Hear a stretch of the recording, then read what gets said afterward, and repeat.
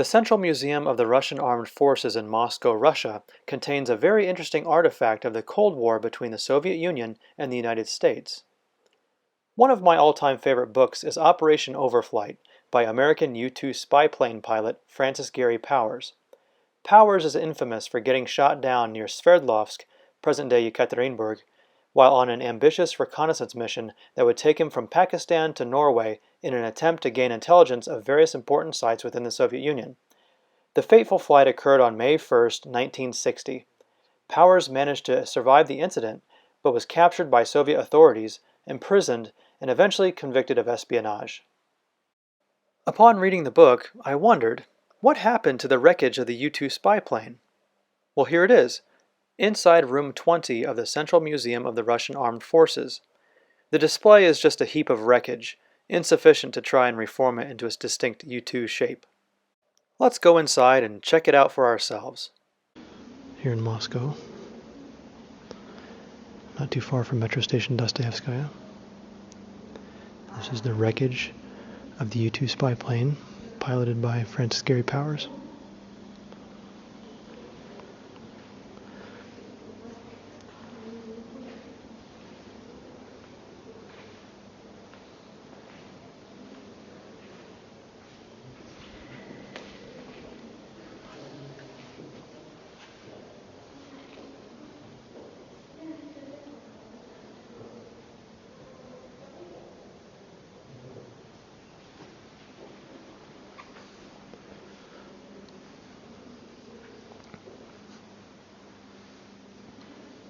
I've read that more parts of Powers' U-2 spyplane, along with his flight suit, are on display in the Central Air Force Museum east of Moscow in Monina.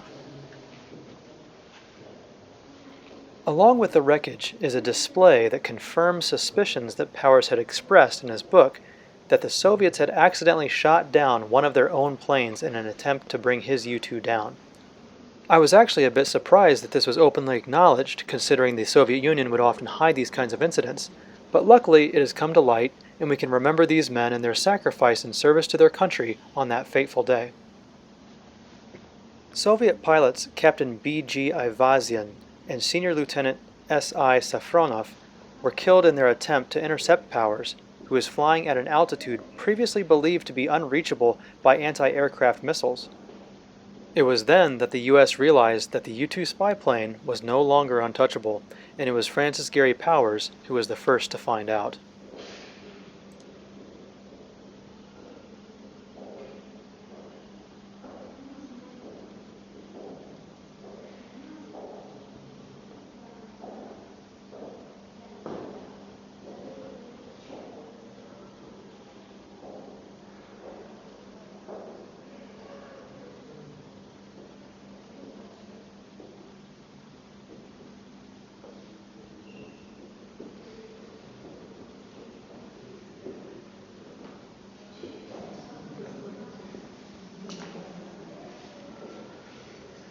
The display is very interesting in that you can see part of the wreckage is hanging over the ropes that they have to keep people away, so you can actually touch it.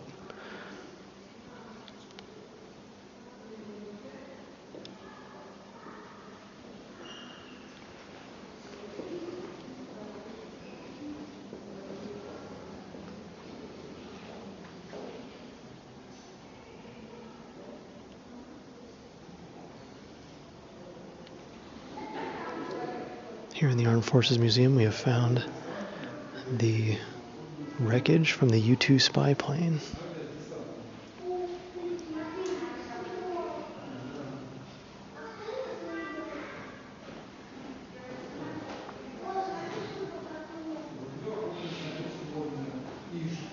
Here's the model of the U-2 that Captain Powers used when he testified to the Senate committee. It shows how the aircraft broke up after suffering damage from a Soviet anti-aircraft missile.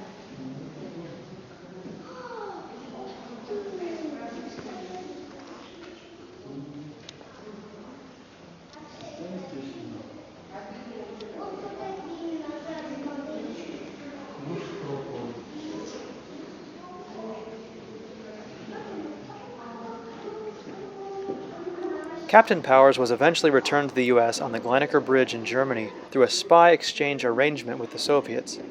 Perhaps you've watched the movie Bridge of Spies that dramatizes this incredible piece of history.